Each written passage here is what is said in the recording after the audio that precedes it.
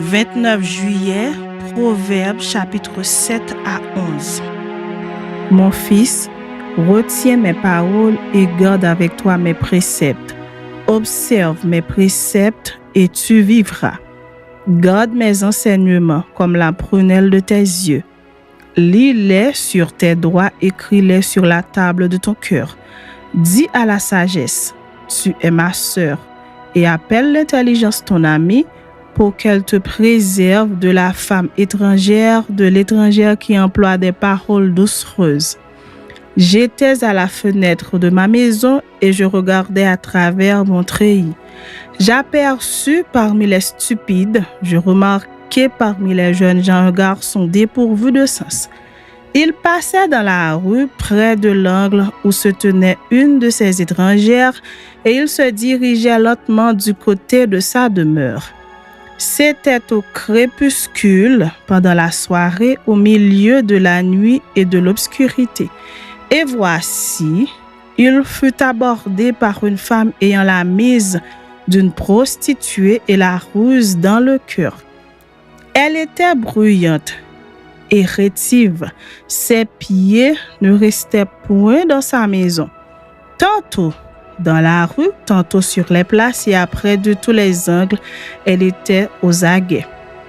Elle le saisit et l'embrassa et d'un air effronté lui dit: « Je devais un sacrifice d'action de grâce. Aujourd'hui, j'ai accompli mes vœux. C'est pourquoi je suis sorti au-devant de toi pour te chercher et je t'ai trouvé. J'ai orné mon lit de couverture de tapis de fil d'Égypte. J'ai parfumé ma couche de myrrhe, d'aloès et de cinnamome. Viens, enivrons-nous d'amour jusqu'au matin, livrons-nous joyeusement à la volupté. Car mon mari n'est pas à la maison, il est parti pour un voyage lointain. Il a pris avec lui le sac de l'argent, il ne reviendra à la maison qu'à la nouvelle lune. » Elle le séduisit à force de paroles, elle l'entraîna par ses lèvres doucereuses. Il se mit tout à coup à la suivre, comme le bœuf qui va à la boucherie, comme un fou qu'on lie pour le châtier, jusqu'à ce qu'une flèche lui perce le foie, comme l'oiseau qui se précipite dans le filet sans savoir que c'est au prix de sa vie. Et maintenant, mes fils, écoutez-moi et soyez attentifs aux paroles de ma bouche. Que ton cœur ne se détourne pas vers les voies d'une telle femme, ne t'égare pas dans ses sentiers, car elle a fait tomber beaucoup de victimes et ils sont nombreux tous ceux qu'elle a tués. Sa maison, c'est le chemin du séjour des morts. Il descend vers les demeures de la mort. Chapitre 8. La sagesse ne crie-t-elle pas? L'intelligence n'élève-t-elle pas sa voix? C'est au sommet des hauteurs près de la route, c'est à la croisée des chemins qu'elle se place. À côté des portes, à l'entrée de la ville, à l'intérieur des portes, elle fait entendre ses cris. Homme, c'est à vous que je crie et ma voix s'adresse au Fils de l'homme. Stupide, apprenez le discernement. Insensé, apprenez l'intelligence. Écoutez, car j'ai de grandes choses à dire et mes lèvres s'ouvrent pour enseigner ce qui est droit. Car ma bouche proclame la vérité et mes lèvres ont en horreur le mensonge. Toutes les paroles de ma bouche sont justes, elles n'ont rien de faux ni de détourné. Toutes sont claires pour celui qui est intelligent et droites pour ceux qui ont trouvé la science. Préférez mes instructions à l'argent et la science à l'or le plus précieux. Car la sagesse vaut mieux que les perles, elle a plus de valeur que tous les objets de prix. Moi, la sagesse, j'ai pour demeure le discernement et je possède la science de la réflexion. La crainte de l'Éternel, c'est la haine du mal. L'arrogance et l'orgueil, la voix du mal et la bouche perverse. Voilà ce que je hais. Le conseil et le succès m'appartiennent. Je suis l'intelligence, la force est à moi. Par moi, les rois règnent et les princes ordonnent ce qui est juste. Par moi, gouvernent les chefs, les grands, tous les juges de la terre. J'aime ceux qui m'aiment et ceux qui me cherchent me trouvent. Avec moi sont la richesse et la gloire, les biens durables et la justice. Mon fruit est meilleur que l'or pur, et mon produit est préférable à l'argent. Je marche dans le chemin de la justice au milieu des sentiers de la droiture pour donner des biens à ceux qui m'aiment et pour remplir leurs trésors. L'Éternel m'a créé la première de ses œuvres avant ses œuvres les plus anciennes. J'ai été établi depuis l'éternité, dès le commencement avant l'origine de la terre. Je fus enfanté quand il n'y avait point d'abîme, point de source chargée d'eau. Avant que les montagnes soient affermies, avant que les collines existent, je fus enfanté. Il n'avait encore fait ni la terre, ni les campagnes, ni le premier atome de la poussière du monde. Lorsqu'il disposa les cieux, j'étais là. Lorsqu'il traça un cercle à la surface de l'abîme, lorsqu'il fixa les nuages en haut, et que les sources de l'abîme jaillirent avec force, lorsqu'il donna une limite à la mer pour que les eaux n'en franchissent pas les bords, lorsqu'il posa les fondements de la terre, j'étais à l'œuvre auprès de lui, et je faisais tous les jours ses délices, jouant sans cesse en sa présence, jouant sur le globe de sa terre et trouvant mon bonheur parmi les fils de l'homme. Et maintenant, mes fils, écoutez-moi, et heureux ceux qui observent mes voies. Écoutez l'instruction pour devenir sage, ne la rejetez pas. Heureux l'homme qui m'écoute, qui veille chaque jour à mes portes et qui en garde les poteaux. Car celui qui me trouve a trouvé la vie, et il obtient la faveur de l'Éternel. Mais celui qui pêche contre moi nuit à son âme. Tous ceux qui me haïssent aiment la mort. Chapitre 9. La sagesse a bâti sa maison, elle a taillé ses 7 colonnes. Elle a égorgé ses victimes, mêlé son vin et dressé sa table. Elle a envoyé ses servantes, elle crie sur le sommet des hauteurs de la ville. Que celui qui est stupide entre ici, elle dit à ceux qui sont dépourvus de sens. Venez manger de mon pain et buvez du vin que j'ai mêlé. Quittez la stupidité et vous vivrez, et marchez dans la voie de l'intelligence. Celui qui reprend le moqueur s'attire le dédain, et celui qui corrige le méchant reçoit un outrage. Ne reprends pas le moqueur de crainte qu'il ne te haïsse, reprends le sage et il t'aimera. Donne au sage et il deviendra plus sage, instruis le juste et il augmentera son savoir. Le commencement de la sagesse, c'est la crainte de l'Éternel, et la science des saints, c'est l'intelligence. C'est par moi que tes jours se multiplieront et que les années de ta vie augmenteront. Si tu es sage pour toi. Si tu es moqueur, tu en porteras seul la peine. La folie est une femme bruyante, stupide et ne sachant rien. Elle s'assied à l'entrée de sa maison sur un siège dans les hauteurs de la ville pour crier aux passants qui vont droit leur chemin. Que celui qui est stupide entre ici. Elle dit à celui qui est dépourvu de sens, les eaux dérobées sont douces et le pain du mystère est agréable. Et il ne sait pas que là sont les morts et que ses invités sont dans les vallées du séjour des morts. Proverbe de Salomon. Un fils sage fait la joie d'un père et un fils insensé le chagrin de sa mère. Les trésors de la méchanceté ne profitent pas, mais la justice délivre de la mort. L'Éternel ne laisse pas le juste souffrir de la faim, mais il repousse l'avidité des méchants. Celui qui agit d'une main lâche s'appauvrit, mais la main des diligents enrichit. Celui qui amasse pendant l'été est un fils prudent, celui qui dort pendant la moisson est un fils qui fait honte. Il y a des bénédictions sur la tête du juste, mais la violence couvre la bouche des méchants. La mémoire du juste est en bénédiction, mais le nom des méchants tombe en pourriture. Celui qui est sage de cœur reçoit les préceptes, mais celui qui est insensé des lèvres court à sa perte. Celui qui marche dans l'intégrité marche avec assurance, mais celui qui prend des voies tortueuses sera découvert. Celui qui cligne des yeux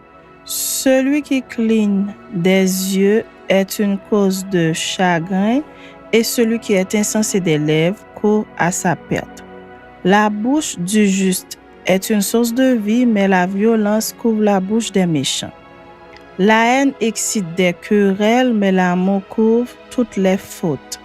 Sur les lèvres de l'homme intelligent se trouve la sagesse, mais la verge est pour le dos de celui qui est dépourvu de sens. Les sages tiennent la science en réserve, mais la bouche de l'insensé est une ruine prochaine. La fortune est pour le riche une ville forte, la ruine des misérables, c'est leur pauvreté. L'œuvre du juste est pour la vie, le gain du méchant est pour le péché. Celui qui se souvient de la correction prend le chemin de la vie, mais celui qui oublie la réprimande s'égare. Celui qui dissimule la haine a des lèvres menteuses, et celui qui répand la calomnie est un insensé. Celui qui parle beaucoup ne manque pas de péché, mais celui qui retient ses lèvres est un homme prudent. La langue du juste est un argent de choix, le cœur des méchants est peu de choses. Les lèvres du juste dirigent beaucoup d'hommes, et les insensés meurent par défaut de raison. C'est la bénédiction de l'Éternel qui enrichit, et il ne la fait suivre d'aucun chagrin. Commettre le crime paraît un jeu à l'insensé, mais la sagesse appartient à l'homme intelligent. Ce que redoute le méchant, c'est ce qui lui arrive, et ce que désirent les justes leur est accordé. Comme passe le tourbillon, ainsi disparaît le méchant, mais le juste a des fondements éternels. Ce que le vinaigre est aux dents et la fumée aux yeux, tel est le paresseux pour celui qui l'envoie. La crainte de l'Éternel augmente les jours, mais les années des méchants sont abrégées. L'attente des justes n'est que joie, mais l'espérance des méchants périra. La voie de l'Éternel est un rempart pour l'intégrité, mais elle est une ruine pour ceux qui font le mal. Le juste ne chancellera jamais, mais les méchants n'habiteront pas le pays. La bouche du juste produit la sagesse, mais la langue perverse sera retranchée. Les lèvres du juste connaissent la grâce, et la bouche des méchants la perversité. Chapitre 11. La balance fausse est en horreur à l'Éternel, mais le poids juste lui est agréable. Quand vient l'orgueil, vient aussi l'ignominie, mais la sagesse est avec les humbles. L'intégrité des hommes droits les dirige, mais les détours des perfides causent leur ruine. Au jour de la colère, la richesse ne sert à rien, mais la justice délivre de la mort. La justice de l'homme intègre aplanit sa voie, mais le méchant tombe par sa méchanceté. La justice des hommes droits les délivre, mais les méchants sont pris par leur malice. À la mort du méchant, son espoir périt, et l'attente des hommes iniques est anéantie. Le juste est délivré de la détresse, et le méchant prend sa place. Par sa bouche, l'impie perd son prochain, mais les justes sont délivrés par la science. Quand les justes sont heureux, la ville est dans la joie. Et quand les méchants périssent, on pousse des cris d'allégresse. La ville s'élève par la bénédiction des hommes droits, mais elle est renversée par la bouche des méchants. Celui qui méprise son prochain est dépourvu de sens, mais l'homme qui a de l'intelligence se tait. Celui qui répand la calomnie dévoile les secrets, mais celui qui a l'esprit fidèle les garde. Quand la prudence fait défaut, le peuple tombe, et le salut est dans le grand nombre des conseillers. Celui qui cautionne autrui s'en trouve mal, mais celui qui craint de s'engager est en sécurité. Une femme qui a de la grâce obtient la gloire, et ceux qui ont de la force obtiennent la richesse. L'homme bon fait du bien à son âme, mais l'homme cruel trouble sa propre chair. Le méchant fait un gain trompeur, mais celui qui sème la justice a un salaire véritable. Ainsi la justice conduit à la vie, mais celui qui poursuit le mal trouve la mort. Ceux qui ont le cœur pervers sont en abomination à l'Éternel, mais ceux dont la voie est intègre lui sont agréables. Certes, le méchant ne restera pas impuni, mais la postérité des justes sera sauvée. Un anneau d'or au nez d'un pourceau, c'est une femme belle et dépourvue de sens. Le désir des justes, c'est seulement le bien. L'attente des méchants, c'est la fureur. Tel qui donne libéralement devient plus riche, et tel qui épargne à l'excès ne fait que s'appauvrir. L'âme bienfaisante sera rassasiée, et celui qui arrose sera lui-même arrosé. Celui qui retient le blé est maudit du peuple, mais la bénédiction est sur la tête de celui qui le vend. Celui qui recherche le bien s'attire de la faveur, mais celui qui poursuit le mal en est atteint. Celui qui se confie dans ses richesses tombera, mais les justes verdiront comme le feuillage. Celui qui trouble sa maison héritera du vent, et l'insensé sera l'esclave de l'homme sage. Le fruit du juste est un arbre de vie, et le sage s'empare des âmes. Voici le juste reçoit sur la terre une rétribution, combien plus le méchant et le pécheur. Chapitre 12. Celui qui aime la correction aime la science. Celui qui hait la réprimande est stupide. L'homme de bien obtient la faveur de l'Éternel, mais l'Éternel condamne celui qui est plein de malice. L'homme ne s'affermit pas par la méchanceté, mais la racine des justes ne sera point ébranlée. Une femme vertueuse est la couronne de son mari, mais celle qui fait honte est comme la carie dans ses os. Les pensées des justes ne sont qu'équité, les desseins des méchants ne sont que fraude. Les paroles des méchants sont des embûches pour verser le sang, mais la bouche des hommes droits est une délivrance. Renversés, les méchants ne sont plus, et la maison des justes reste debout. Un homme est estimé en raison de son intelligence, et celui qui a le cœur pervers est l'objet du mépris. Mieux vaut être d'une condition humble et avoir un serviteur que de faire le glorieux et de manquer de pain. Le juste prend soin de son bétail, mais les entrailles des méchants sont cruelles. Celui qui cultive son champ est rassasié de pain, mais celui qui poursuit des choses vaines est dépourvu de sens. Le méchant convoite ce que prennent les méchants, mais la racine des justes donne du fruit.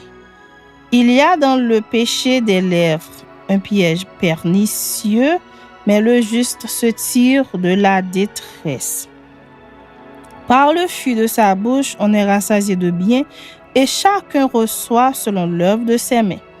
La voix de l'insensé est droite à ses yeux, mais celui qui écoute les conseils est sage. L'insensé laisse voir à l'instant sa colère, mais celui qui cache un outrage est un homme prudent. Celui qui dit la vérité proclame la justice, et le faux témoin la tromperie. Tel qui parle légèrement blesse comme un glaive, mais la langue des sages apporte la guérison. La lèvre véridique est affermie pour toujours, mais la langue fausse ne subsiste qu'un instant. La tromperie est dans le cœur de ceux qui méditent le mal, mais la joie est pour ceux qui conseillent la paix. Aucun malheur n'arrive au juste, mais les méchants sont accablés de maux. Les lèvres fausses sont en horreur à l'Éternel, mais ceux qui agissent avec vérité lui sont agréables. L'homme prudent cache sa science, mais le cœur des insensés proclame la folie. La main des diligents dominera, mais la main lâche sera tributaire. L'inquiétude dans le cœur de l'homme l'abat, mais une bonne parole le réjouit. Le juste montre à son ami la bonne voie, mais la voie des méchants les égare. Le paresseux ne rôtit pas son gibier, mais le précieux trésor d'un homme, c'est l'activité. La vie est dans le sentier de la justice, la mort n'est pas dans le chemin qu'elle trace.